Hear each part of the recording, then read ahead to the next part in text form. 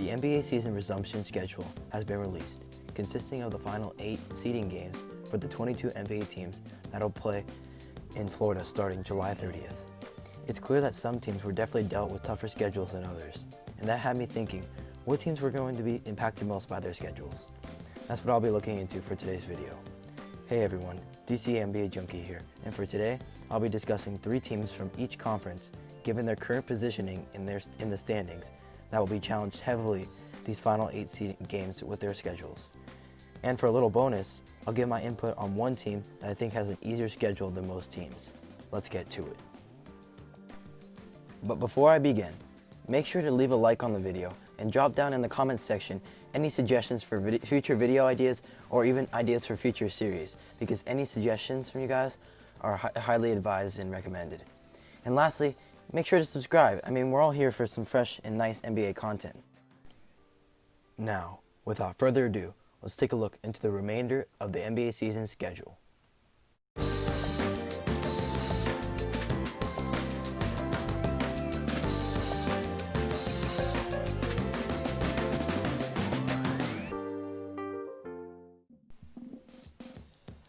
Okay, to begin with the Western Conference, I have the Portland Trail Blazers. They finished with a 29-37 record, which was 3.5 games back of the 8th seed. And their schedule consists of the Boston Celtics, the Brooklyn Nets, and the Mavericks, Nuggets, Rockets, and Clippers. You got 4 quality playoff teams there. And then you have the Philadelphia 76ers, a team that you have to consider as well, and the Grizzlies. And for them, you know, I think the only team I don't value in their schedule is the Nets, and too much. I don't think it's much of a concern for them. But unfortunately, unfortunately for the rest of those teams, any of those teams could give them trouble. I understand they have Yusuf Nurkic back and Zach Collins, but just kind of thinking about their team and understanding that they're trying to recover and stay within the Grizzlies, I don't think it's the worst circumstance, but they have to win a couple, pretty good amount of games against some pretty difficult teams. And then next in the Western Conference, I have the Utah Jazz. They finished with a 41-23 record, and they were 4th in the Western Conference. They're kind of tied there with the Thunder and the Rockets. They're all kind of right there next to each other, and they have to play the Mavericks, the Nuggets, the Lakers, the Grizzlies, the Pelicans, the Thunder, and then they play the Spurs twice. Those first 6 games, disregarding the Spurs, are all really tough teams.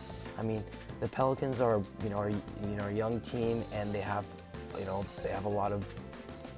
young talent that's really special. But for this Jazz team specifically, what I think is concerned is just, I feel like those chemistry issues they had prior to the NBA stopping, and that whole fiasco that happened with the coronavirus spreading in their locker room, that I feel like that can that issue right there might hold within their team.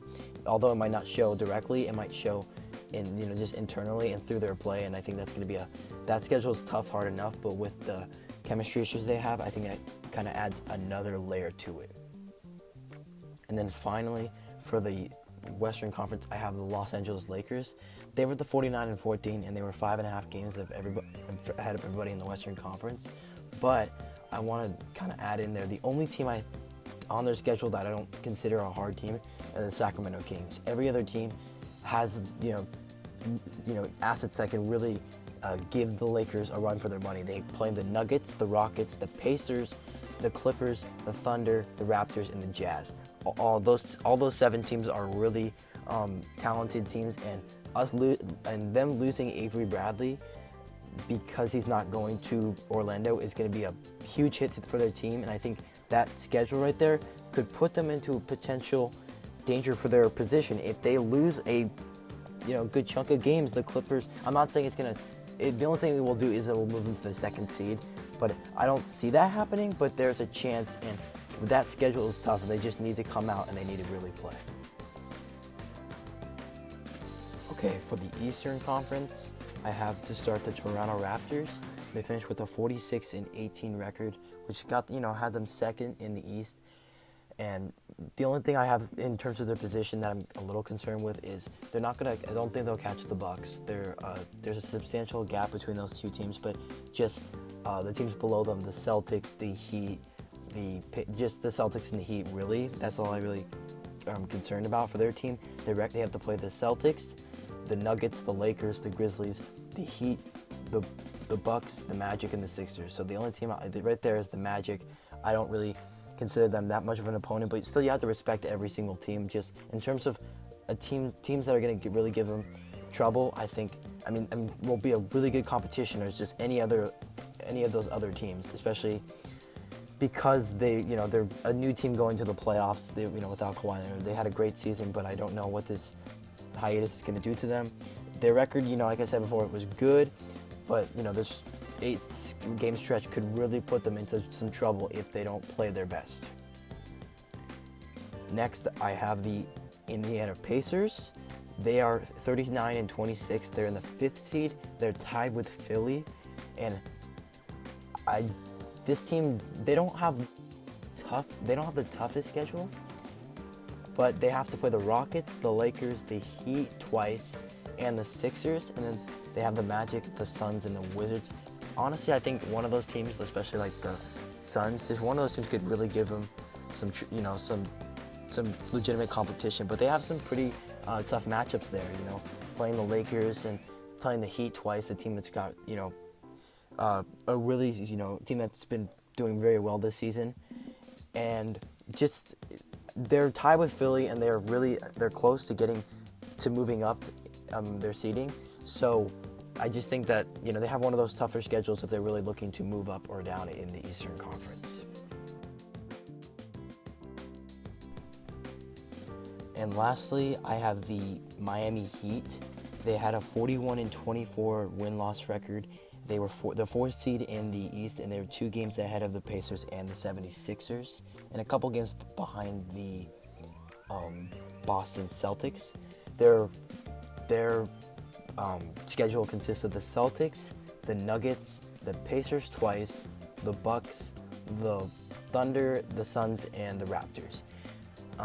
Those are all that's some pretty good competition there, especially for them trying to either maintain or even try to move up. But unfortunately, if they have some trouble, if this hiatus, this time gave them some trouble, and they start losing some games, they could slip down and have to play maybe a team that they weren't going to have to play. They were going to play, I believe, the Pacers. They would have played the Pacers, which I think is a more reasonable matchup for them, but they might have had to go play the Celtics or even the Raptors. The Celtics probably, because the farthest they can move down is to the 6th seed, so to like the Celtics most likely. So just for them, I think it's not one of the more concerning ones. I just think their schedule is a little bit tougher with the Bucks, the Thunder, and the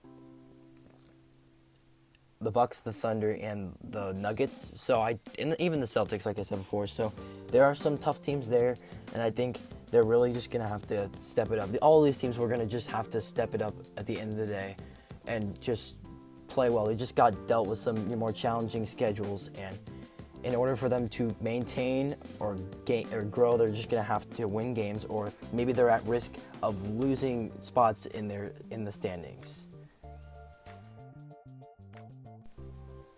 And then for my bonus team, for one of the easiest schedules that are in the entire, out of the all 22 teams, I think the Philadelphia 76ers definitely got one of the easier schedules. They're 39-26. They're also tied with Indiana, but they're the 6th seed right now. They would have to play the Celtics. And I think they're in one of the more crucial spots to try to move up in the standings, especially since they've had troubles this year trying to figure a groove with their team. And I think if they played the Heat or the Pacers, they definitely wouldn't have as hard a time rather than playing like the Celtics, a team that's much more established and is much more unified, and that's what's led to their success. And they only have to play the Rockets, the Pacers, and the Raptors, and then the rest of their teams are the Magic, the Suns, the Blazers, the Spurs, and the Wizards. They're basically playing they're playing 4 teams there that are not even in the playoffs as of right now.